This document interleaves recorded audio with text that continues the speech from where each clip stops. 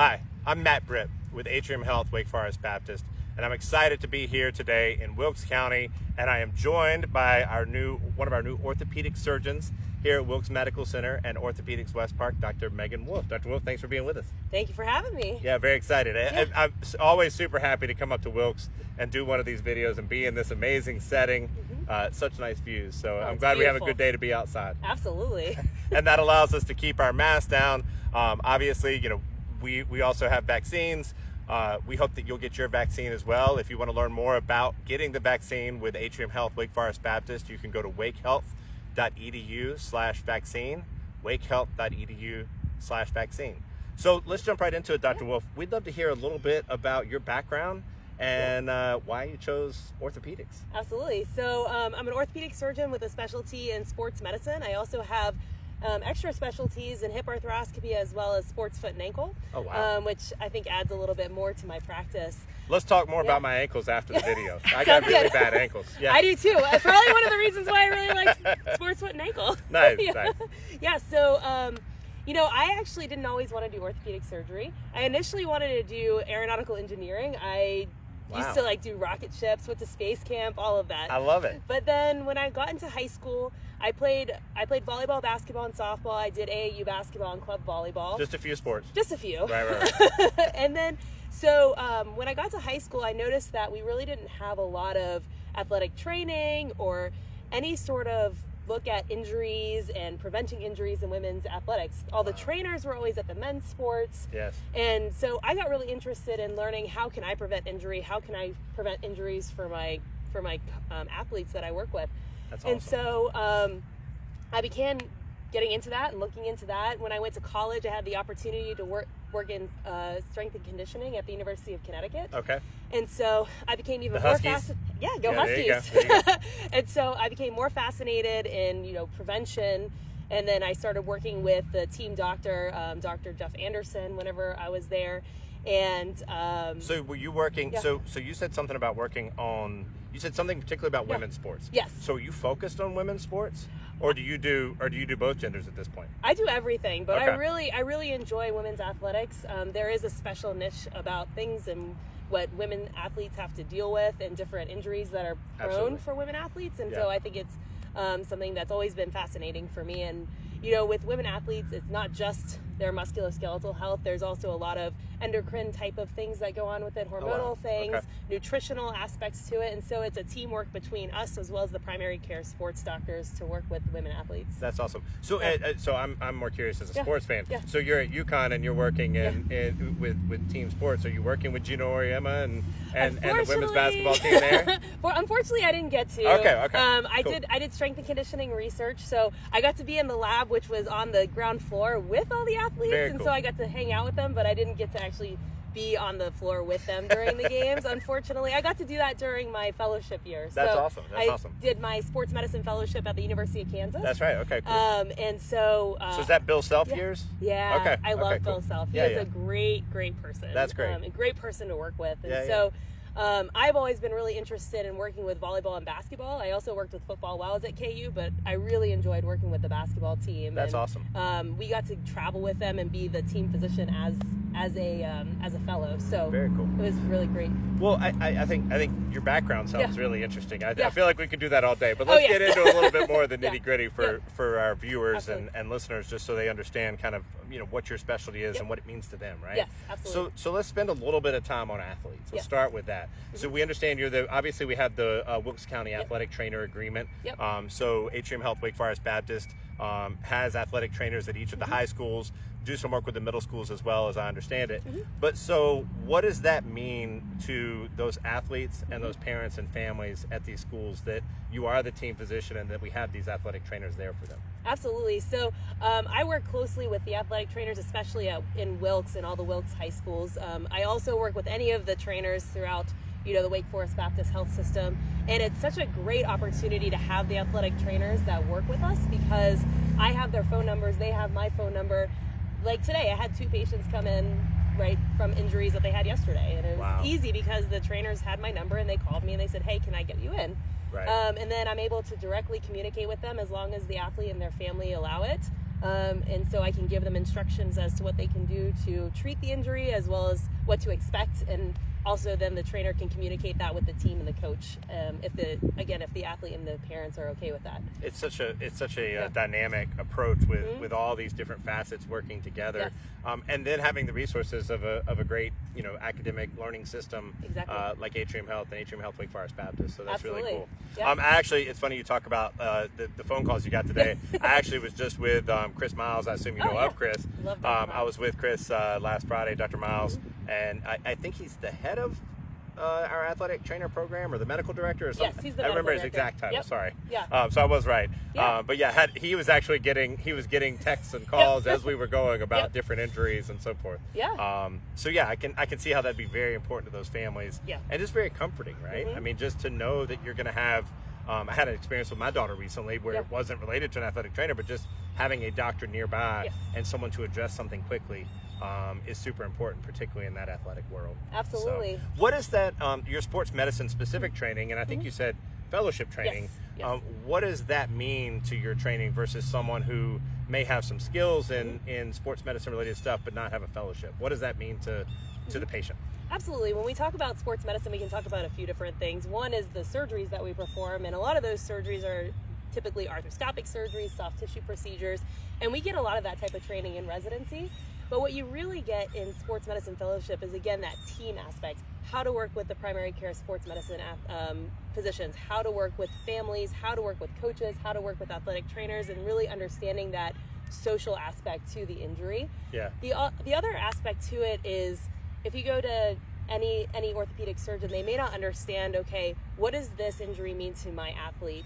What does this injury mean to the future of my athlete? Absolutely. What does this injury mean to when I can look at scholarships, etc., go forward? Yes. And so I think understanding, how quickly we need to do the surgery, if there needs to be surgery, when can we get them back into sports, depending on, it's the end of football season right now. So I've been dealing with athletes and trying to figure out how I can get them back so they can go to their last half of the season. Absolutely. And so in talking with the families about that, and I think you don't really get that in residency. You get that in sports medicine fellowship. I think that's awesome. And particularly in a sports medicine fellowship with a school in the Big 12 like Kansas. Exactly. So I think that's very cool related to your specific experience. Yep. So that's awesome. So we talked a little bit about athletes, and I consider myself athletic, but I never got into any actual sports teams, right? So let's get away from a little bit of the athletic side of things, because it's not just athletes that you're seeing or treating. You can also deal with people who are having issues in their everyday orthopedic needs. So talk a little bit more about that and what people can expect in their interaction with you for any orthopedic need that they might have. Yeah, absolutely. So, I'm orthopedic surgery trained, so I see most everything. If it's not something that I feel comfortable doing surgery on, I refer it to the appropriate person. Of course. But I think, there's a lot of aspects of sports medicine that's not necessarily with sports. It's activities, getting back to walking, getting back to being able to do the activities that you enjoy. That's also part of sports. Absolutely. In general, is really the idea of getting you back to the activities that you enjoy doing, however aggressive that may be. Definitely. And so trying to work with you and dealing with your either injuries or chronic conditions to get you back to those things. I think that's great. So, but we also look at, so obviously you are a surgeon, but we look at non-surgical options as well. So what should people know about the non-surgical options when they come in with, as we think about it, bone, joint, muscle concerns? There are so many different non-operative things that we do, and I very much try to treat things non-operatively if we can. Of course. Even though I like to operate, I don't try to push any sort of surgery on people. Yes. There's things such as just activity modifications. So it may be, at this point, instead of running 10 miles, you need to swim. Right. Or, altering your activities and kind of transitioning into a different activity that you may enjoy that may not injure that joint that's bothering you. We can do steroid injections. There's PRP injections, biologics, things like that. And then there's also physical therapy. We work very closely with our physical therapists. And most injuries will require either physical therapy for non-operative management or for after surgery. Right, so correct. that's something that we do. I also have a lot of exercises that I can give to people. I have a website that has some of that on there. Yeah. And then I can also print stuff out for them so that they can have awesome. exercises. Yeah, very cool. How do you know as a patient, there may be viewers sitting there, right? listening or watching us right now and saying, I have this pain or this discomfort, and I don't know if I should. I mean, I really need to escalate it to that. Yeah. There's so many people that have different tolerances of pain, and so they can sit there for a while, and they're giving up opportunity to be pain free. Exactly. How do we know when it's time to come see a specialist like yourself? Once you're not able to do the things that you want to do, that's when you need to see a specialist. Okay. I think it's as easy as that. It's, certain things, if you wait long enough, the treatment may change as to what we're able to offer you. Yeah. And so I think it's never too early to really get seen and make sure that there's nothing going on. So we have a great variety of people. We have physician's assistants, advanced practitioners, as well as the surgeons that can see you, the primary care sports doctors that can see you for all these same injuries, and we can treat you and either as little as anti-inflammatories and some exercises to as much as physical therapy or injections. Yeah. Okay. And I'm going to share contact information so people can find you directly. Absolutely. But just so we know, as we're talking about that, let's say I'm watching or listening, and I think, I think it is time for me to go see someone. Do I need a referral, or can I just call directly and make an appointment? What's really nice is that you can call directly. Most of the people that I see are self-referrals, is what we call it. Yeah, So exactly. you don't necessarily have to. One of the things I do like is if you do have a primary care is that you tell us who your primary care is, so that we can communicate what's going on with you to them as well. Just makes the process a little more seamless. Yep. Yeah, that makes total sense. So, obviously you're relatively new to our group, but give us your thoughts and the group your thoughts. Obviously, we've just kind of gone through this strategic combination with Atrium Health. So we are Atrium Health Wake Forest Baptist. Now, what does that mean? Why is this group special? From a patient perspective, why should I choose Atrium Health Wake Forest Baptist for my care? I think it's great to be able to have the resources that we have. Not the smaller practices really don't have the resources that we have. They don't have the broad specialties that we have. Again, going back to sports, with the connection between Atrium Health and Wake Forest Baptist, we've expanded our athletic training group. Yes, and so that's also been a great asset. I think we're one of the biggest in the region now, so that's awesome. Yeah. Yeah, very cool. Absolutely. So I really think it comes down to resources. We have the resources. What's nice is that we're able to communicate with each other within our large group, and so then everybody knows what's gone on before. Everybody knows what's the next step, and I think that communication is really important for good care. That makes total sense. So one more question as we kind of wrap up. Obviously, we're going through this pandemic. We're lucky to be outside, so we didn't have to put masks on today. But that may still be in people's minds. I know we'd like to think we're getting towards the end of it, or that we may be close to the end of it. We never know, right? Yes. But what can we tell people about how we're keeping them safe, and why they shouldn't delay their care, why they should come and see us sooner than later when they have an issue? How are we keeping them safe? Absolutely. So we're continuing to require masks, especially in clinic. And so patients have to wear a mask. All of the staff have to wear a mask, especially when we're all together inside. You'll find that anyone that's working with you, there is always hand washing. So either the hand washing or the alcohol rubs.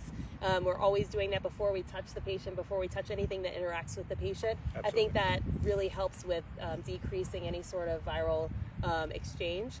And then for surgery specifically, things that we're doing is if we ask if you're vaccinated, and if not, then you need to get tested for COVID prior to surgery. And so that is a safety thing both for the patient as well as for the staff. Right. And also, obviously, the requirement we have internally for all of our staff and teammates, with some exceptions for religious exemptions and so forth. But yeah, that's very good. I just think we hear that a lot. We know that there are people that are still concerned.